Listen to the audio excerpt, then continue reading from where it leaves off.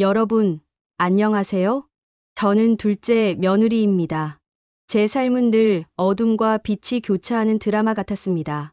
7살, 세상에서 가장 행복했던 가족 여행길에서 저는 홀로 살아남았습니다. 사랑하는 부모님은 그날의 끔찍한 교통사고로 저를 떠나셨고, 그 어린 나이에 저는 모든 것을 잃었습니다. 다행히 미국에 계시던 엄마의 여동생인 이모가 저를 거두셨고, 저는 이모의 사랑과 보살핌 속에서 자랐습니다. 하지만 늘 제 가슴 한쪽에는 고아라는 그림자가 드리워져 있었습니다. 20살, 저는 그리운 한국으로 돌아와 대학을 다녔습니다. 그리고 그곳에서 지금의 남편을 만났습니다. 대학 캠퍼스 커플이었던 저희는 졸업 후 결혼에 골인했습니다. 부모가 없다는 이유로 시어머니의 반대에 부딪혔지만 남자친구의 강경한 태도에 어렵게 허락을 받았어요. 그나마 학벌이 괜찮다는 게 허락의 표면적 이유였지요. 남편은 저의 아픈 과거를 감싸 안아주는 듯 보였지만 결혼이라는 현실의 벽은 생각보다 높고 차가웠습니다. 시댁은 소위 명문 의사 집안이었습니다. 시어머니는 단정하고 완벽해 보였지만 그 이면에는 엄격한 계급 의식이 자리 잡고 있었습니다. 결혼 당시 저는 외적으로 친정 없는 며느리였습니다. 저희 부모님에 대한 이야기는 시댁에서 늘 조심스럽거나 아예 언급되지 않는 금기 사항이었습니다. 시어머니께서는 저를 두고 부모가 일찍 돌아가셨으니 얼마나 안쓰럽겠니 라고 말씀하셨지만 그 연민 속에는 은근한 무시가 섞여 있었습니다. 제가 미국에서 자라 생활 방식이 조금 다를 때마다 역시 친정에서 제대로 배우지 못한 티가 난다는 식의 비난을 듣곤 했습니다. 시댁 행사가 있을 때마다 저는 언제나 친정이라는 든든한 배경 없이 홀로 서 있는 외로운 존재였습니다. 그런 상황은 큰며느리인 형님이 시댁에 들어오면서 극에 달했습니다. 형님은 서울의 유명 대학병원 의사의 딸로 집안 배경부터 학력, 외모까지 소위 완벽한 스펙을 갖춘 사람이었습니다. 시어머니께서는 형님을 우리 가문의 자랑이라 칭하며 온갖 칭찬을 쏟으셨습니다. 마치 두 명의 며느리가 아닌 귀한 손님과 하녀를 대하는 듯한 극명한 차별이 시작된 것입니다. 시어머니의 이중적인 모습은 저를 깊은 상처로 몰아넣었습니다. 형님은 시댁에 올 때마다 명품으로 치장하고 와서는 저에게 동서, 나는 이제껏 살아오면서 이런 일을 해본 적이 없어. 더구나 나는 손을 다치면 안 되니까 음식은 손도 못 대니 어머님이 시키는 것 동서가 다 해둬. 라며 비아냥거렸습니다. 형님의 사치와 자만심은 하늘을 찔렀지만 시어머니는 그저 우리 큰며느리는 어려서부터 귀하게 자라서 저런 일은 못해.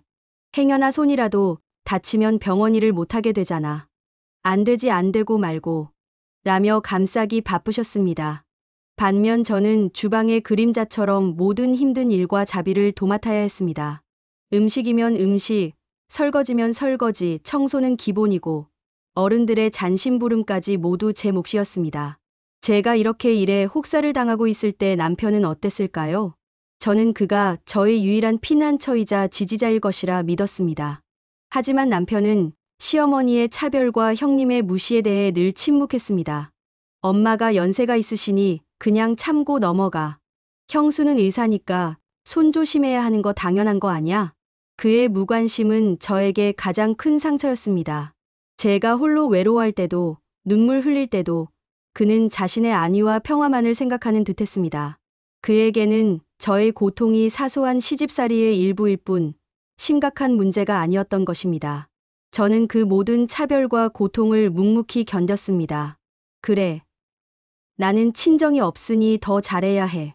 나만 참고 이 가정을 지켜야 해라는 생각으로 스스로를 다그쳤습니다. 그러던 어느 날 제게 기적 같은 생명이 찾아왔습니다. 결혼 2년 만에 임신이 된 거였어요. 이제 4개월째. 저는 모든 고통을 잊고 행복에 젖어 있었습니다. 이 아이만 있으면 저는 더 이상 혼자가 아니라고, 이 아이가 저의 진정한 친정이 되어줄 거라고 믿었습니다. 하지만 그 행복은 너무나 짧았습니다. 시댁의 제사를 며칠 앞두고 시어머니께서는 형님에게는 임신 초기이니 무리하지 말라며 여행을 보내주셨고 저에게는 둘째는 그래도 몸이 가볍지 않니? 올해 제사는 내가 도맡아라 라고 말씀하셨습니다. 만삭이 되어가는 몸으로 저는 혼자서 끝이 보이지 않는 제사 음식을 준비해야 했습니다.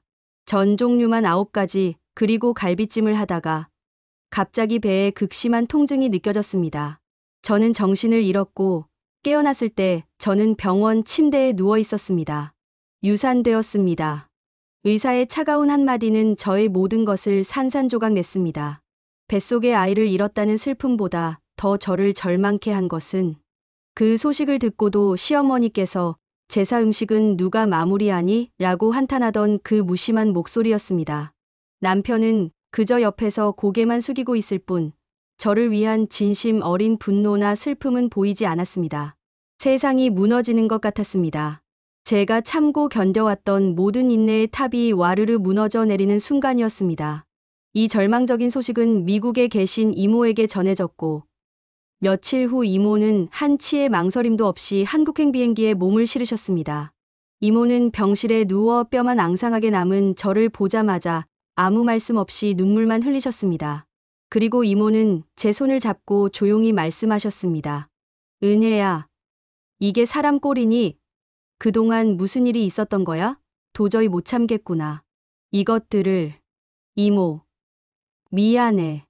아기가. 저는 오열하였고 이모는 분노의 치를 떨어야만 했습니다.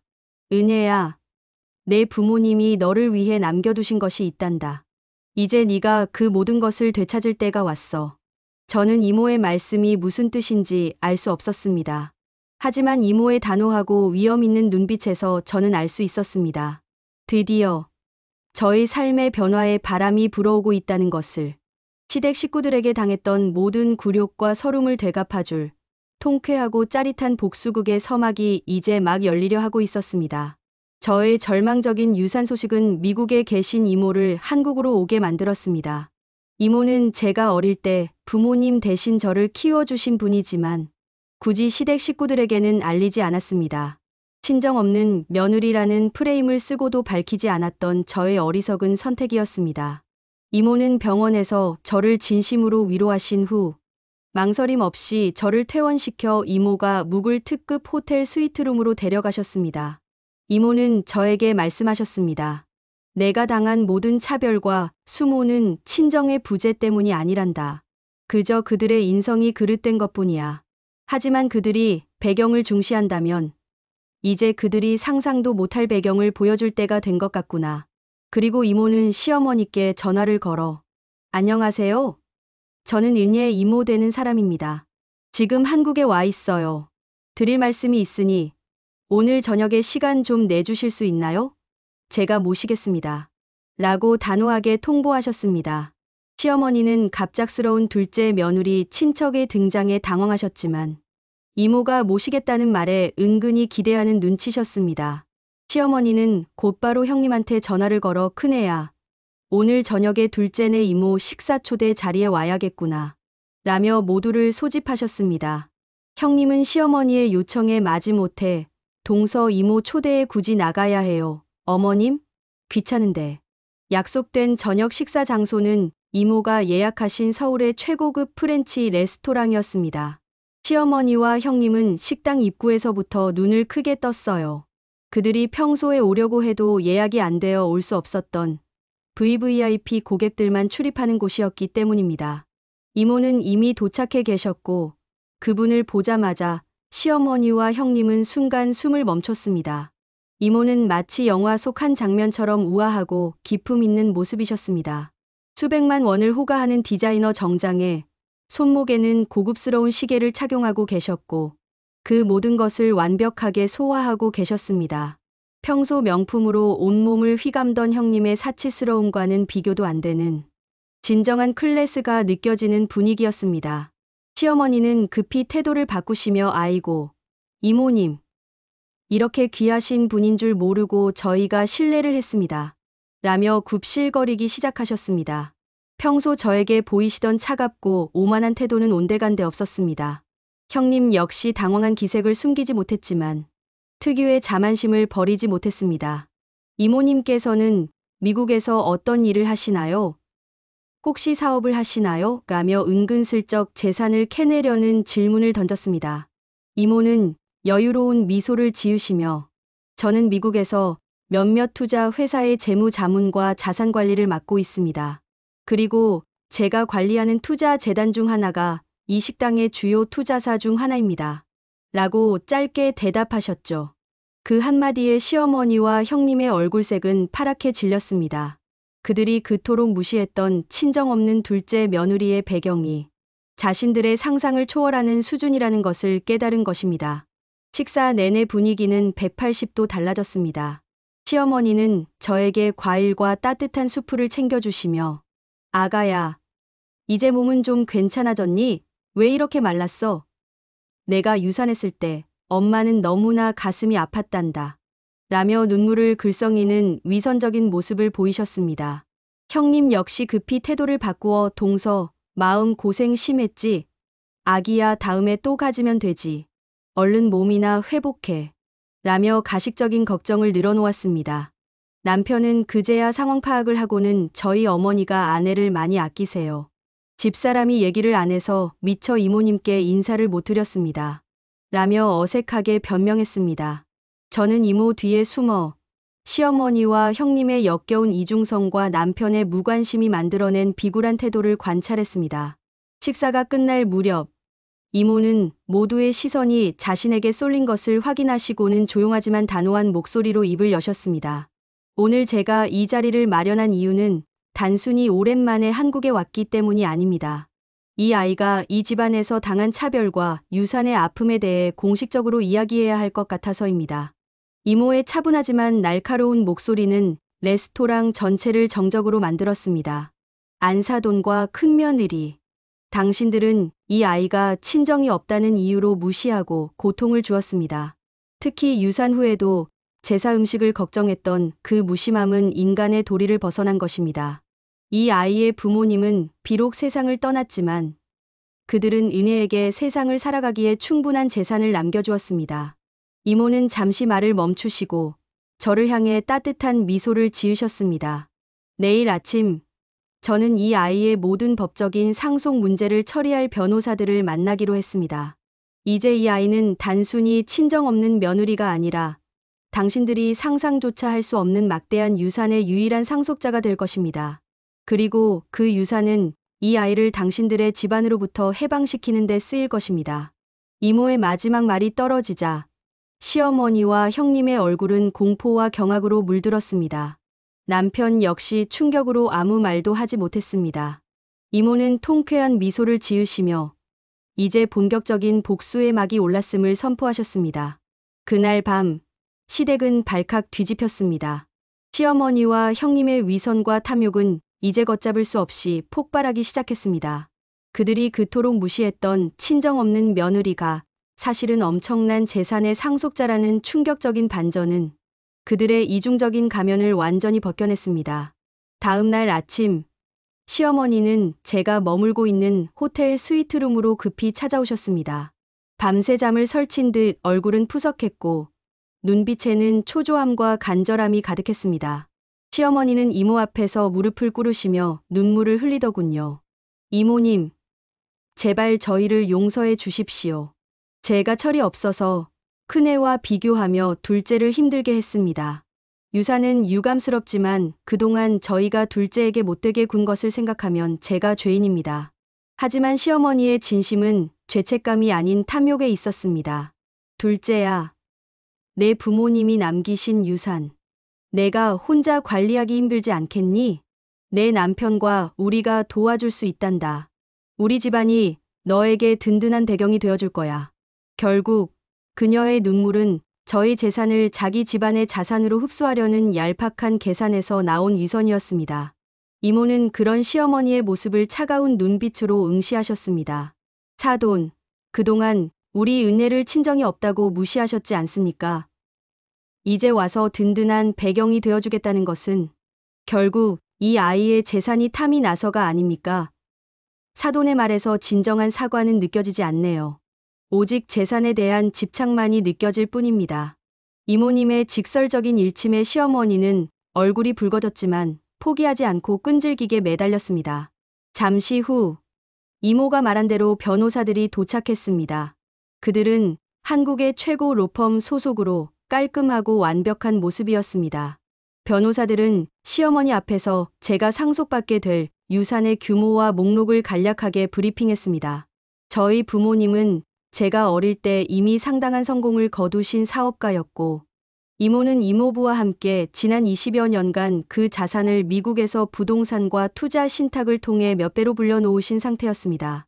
유산의 내용은 상상을 초월했습니다. 국내외 핵심 지역의 고급 부동산, 대규모 주식 포트폴리오, 그리고 심지어 시어머니와 형님이 그토록 자랑하던 남편의 병원 건물의 일부 지분까지 포함되어 있었습니다. 이모가 말씀하셨습니다. 제 동생 부부는 은혜가 성인이 되었을 때 평생 남에게 아쉬운 소리 하지 않고 살 수 있도록 모든 것을 준비해 놓았습니다. 제가 그동안 이 모든 것을 관리해 왔습니다만 이제는 은혜 앞으로 이전할 때가 된 것 같습니다. 그래야 이 아이가 이 집안의 차별 속에서 도망칠 수 있는 탈출구가 마련될 것 같네요. 이 충격적인 사실에 시어머니는 물론 그 소식을 듣고 허겁지겁 달려온 형님과 남편까지 모두 말을 잃었습니다. 특히 형님은 눈빛이 완전히 달라졌습니다. 평소 명품을 휘두르며 저를 깔보던 그녀는 이제 저의 유산 앞에서 마치 구걸하는 사람처럼 보였습니다. 형님은 저에게 다가와 동서, 정말 미안해. 그동안 내가 동서를 몰라봤어. 앞으로 우리 친하게 지내자. 라며 역겨울 정도의 아부를 떨었습니다. 남편은 어땠을까요? 그는 제 곁으로 와서 저의 손을 잡으며 여보, 왜 나에게 이런 중요한 사실을 말하지 않았어? 이제 우리는 부자가 된 거야. 내가 이 재산을 잘 관리해서 우리 더 행복하게 살자. 라며 흥분했습니다. 그들의 관심은 오직 나의 재산에만 쏠려 있었습니다. 상속으로 인해 저를 다시 사랑하게 되었다는 그의 이기심은 저를 더욱 비참하게 만들었습니다. 아무것도 없었던 나를 대할 때와 유산을 얻은 후에 그의 태도 변화가 더 저에게 깊은 상처를 주었습니다. 이모는 변호사들에게 지시했습니다. 현재 이 아이의 상속 재산을 이용해 이 집안의 채무 관계를 모두 조사하고 특히 남편이 대출받은 내역이 있다면 전부 파악해 주세요. 그리고 이 아이의 이름으로 단독 신탁을 설립하여 어떤 누구도 이 재산에 손댈 수 없도록 법적인 장치를 마련해 주십시오. 이모의 단호한 명령은 시댁 식구들에게 이 재산은 당신들의 것이 될 수 없다는 명확한 경고였습니다. 시어머니와 큰형님의 탐욕은 결국 그들의 자만심과 위선을 집어삼켰습니다. 그들은 하루아침에 저를 친정 없는 며느리에서 가문의 구원자로 둔갑시키려 했습니다. 하지만 이모와 저는 이미 알고 있었습니다. 그들의 태도는 절대 진심이 아니라는 것을. 이모는 마지막으로 시어머니께 말씀하셨습니다. 안사돈, 이제 아시겠습니까?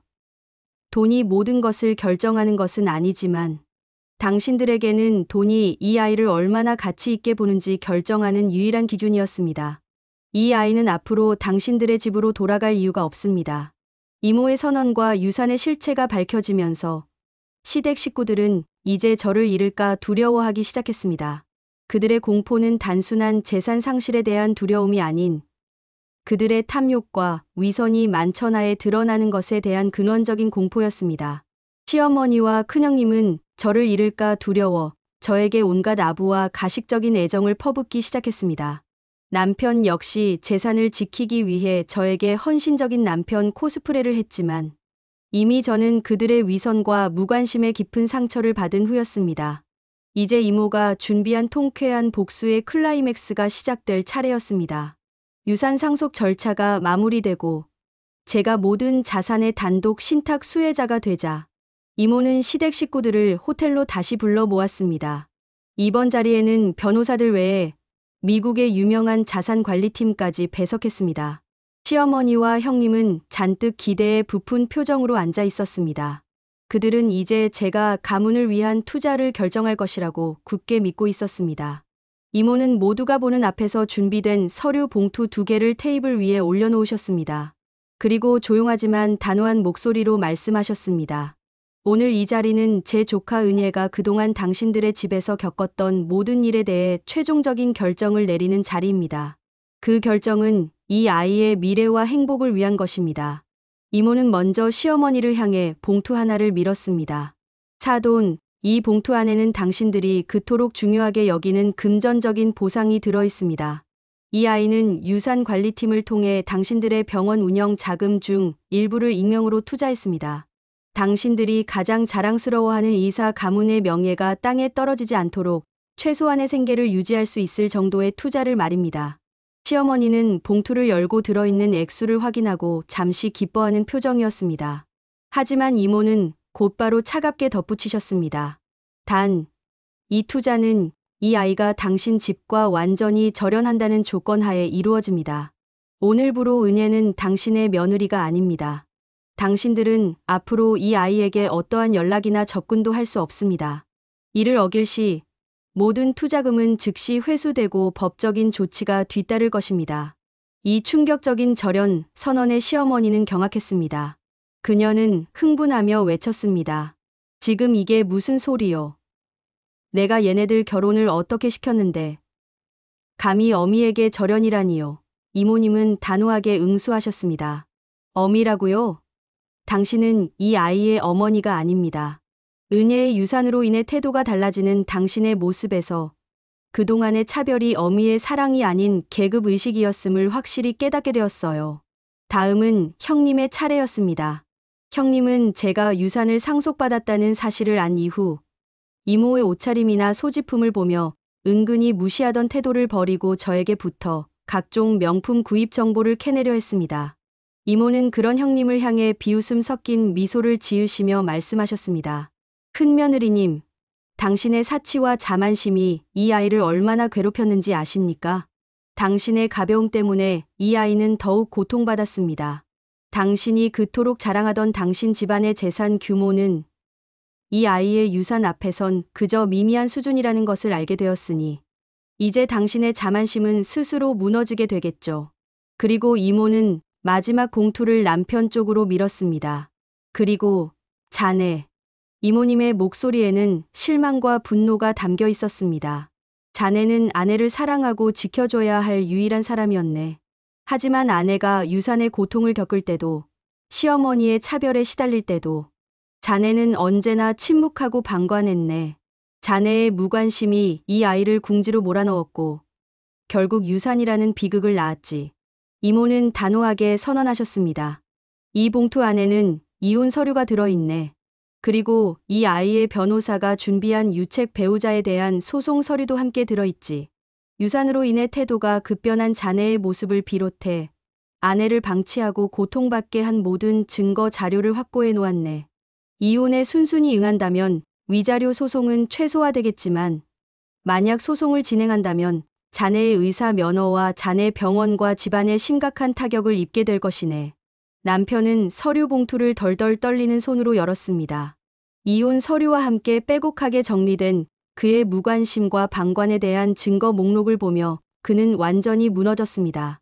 그는 울면서 저에게 매달렸습니다. 여보, 미안해. 내가 잘못했어. 다시 시작하자. 재산도 필요 없어. 은혜 너만 있으면 돼. 그의 늦은 후회와 비굴한 눈물은 저에게 아무런 감동도 주지 못했습니다. 오직 냉소만이 남을 뿐이었습니다. 저는 자리에서 일어나 남편을 똑바로 바라보며 처음으로 저의 목소리를 냈습니다. 당신의 무관심은 나를 죽음으로 몰아넣었어. 당신은 나를 지켜주지도, 우리 아기를 지켜주지도 못했어. 당신이 그토록 사랑하는 당신 가족 품으로 돌려보내줄게. 이모는 마지막으로 시어머니께 말씀하셨습니다. 당신들은 이제 이 아이의 배경이 아닌 이 아이의 발목을 잡는 족쇄일 뿐이니 이쯤에서 그만하는 게 좋을 것 같네요. 시댁 식구들은 절망과 충격 속에 허둥댔고 저는 이모와 함께 그곳을 빠져나왔습니다. 저는 이모의 도움으로 시댁 식구들에게 절연을 선언하고 남편에게 이혼 서류를 전달하며 뼈아픈 복수를 단행했습니다. 유산을 무기로 그들의 탐욕과 위선을 만천하에 드러낸 통쾌한 순간이었습니다. 시어머니와 형님의 눈빛은 더 이상 저를 무시하는 오만함이 아닌 모든 것을 잃을지도 모른다는 공포로 가득 차 있었습니다. 저는 이모와 함께 미국으로 돌아가는 비행기에 몸을 실었습니다. 한국에서의 끔찍했던 시간들, 특히 사랑하는 아이를 잃고 시댁에서 겪었던 모든 고통과 슬픔을 훌훌 털어버리는 해방감이 밀려왔습니다. 이모는 제가 그 집안의 굴레에서 벗어날 수 있도록 모든 것을 치밀하게 계획하고 실행해 주셨습니다. 그녀의 사랑과 지혜가 없었다면 저는 아마 아직도 그 지옥 같은 시집살이 속에서 울고 있었을 것입니다. 미국에 도착한 후 이모는 저에게 말씀하셨습니다. 은혜야, 내 부모님이 너에게 남겨주신 것은 단순히 돈이 아니란다. 그것은 자유를 선택할 수 있는 힘과 사랑받을 자격이 있다는 확신이야. 이제 너는 내 삶의 주인이 되어 내가 원하는 모든 것을 할 수 있어. 저는 이모의 격려를 발판 삼아 유산 관리팀과 함께 부모님의 자산 일부를 활용하여 새로운 인생을 설계하기 시작했습니다. 오랜 꿈이었던 예술 관련 대학원에 진학하여 학업을 이어갔고 부모님의 이름을 딴 문화재단을 설립하여 저와 같은 어려움을 겪는 젊은이들을 돕는 일도 시작했습니다. 한편 제가 떠난 후 시댁에는 급격한 몰락이 찾아오기 시작했습니다. 이혼 소송은 이모가 준비해 두신 완벽한 증거들로 인해 제 승리로 돌아갔습니다. 남편은 유책 배우자로 인정되어 거액의 위자료를 지불해야 했고 병원 설립 때 받은 주택담보 대출의 이자를 못 내어 경매 절차를 밟게 되었습니다. 무엇보다 큰 타격은 명예의 실추였습니다. 유산 문제로 인한 구설수와 이혼 소송의 과정이 은밀하게 의료계에 퍼지면서 남편의 병원은 환자들의 신뢰를 잃고 경영난에 시달리게 되었습니다. 시어머니는 제가 익명으로 투자했던 병원 운영 자금을 붙잡고 재기를 시도했지만 형님의 사치와 남편의 무능함은 시댁을 더욱 나락으로 떨어뜨렸습니다. 형님은 제가 상상도 못할 부자였다는 사실에 질투와 분노를 이기지 못하고 자신의 집안에 끊임없이 불만을 토로하며 부부싸움이 잦아졌다고 합니다. 결국 형님은 자신이 그토록 무시했던 돈 때문에 자신의 결혼 생활까지 파탄 지경에 이르게 된 것입니다. 시어머니의 이중성과 차별은 결국 부메랑처럼 돌아왔습니다. 주변 사람들은 그녀가 친정 없는 둘째 며느리에게 얼마나 심한 차별을 했는지 알게 되어 그녀의 위선적인 행동에 비난의 목소리를 높였습니다. 그녀가 그토록 중요하게 여겼던 가문의 명예는 그녀 자신의 탐욕과 차별로 인해 스스로 무너져 내린 것입니다. 그녀는 결국 자신이 가장 자랑스러워했던 이사 사모님이라는 지위와 명예를 모두 잃고 초라하고 외로운 노년을 맞이하게 되었습니다. 몇 년 후 저는 이모와 함께 한국에 잠시 들렀습니다. 저의 인생을 완전히 바꾼 그 통쾌한 복수극의 무대를 다시 한번 마주하기 위해서였습니다. 남편의 병원은 이미 문을 닫았고 시댁이 살던 집은 다른 사람의 소유가 되어 있었습니다. 그들이 그토록 자랑하던 모든 것이 사라진 것을 보면서 저는 어떤 통쾌함보다는 깊은 평온함을 느꼈습니다. 복수는 미움이 아닌 정의를 위한 것이었고 저는 이미 그 모든 고통에서 벗어나 새로운 삶을 살고 있었기 때문입니다. 저는 이제 더 이상 부모 없는 며느리, 친정 없는 고아가 아닙니다. 저는 저의 과거를 딛고 일어서 부모님의 사랑과 유산을 통해 당당하게 세상에 맞서는 강인한 여성입니다. 이 사연을 통해 제가 시청자 여러분께 드리고 싶은 메시지는 하나입니다. 배경이 없다고, 약자라고 해서 부당한 대우를 참고 견디지 마십시오. 당신의 고통을 외면하고 무시하는 사람들에게는 단호하게 맞서야 합니다. 당신은 당신의 존재 자체만으로도 충분히 귀하고 사랑받을 자격이 있습니다. 저의 긴 사연을 들어주셔서 감사합니다. 저는 이제 진정한 행복과 자유를 찾아 이모와 함께 아름다운 미래를 향해 나아갈 겁니다. 저희 부모님, 그리고 저희 곁을 든든하게 지켜주신 이모 부부께 진심으로 감사드립니다. 시청자 여러분의 삶에도 정의와 행복이 가득하기를 응원합니다. 오늘도 끝까지 함께 해주셔서 감사합니다. 안녕히 계세요.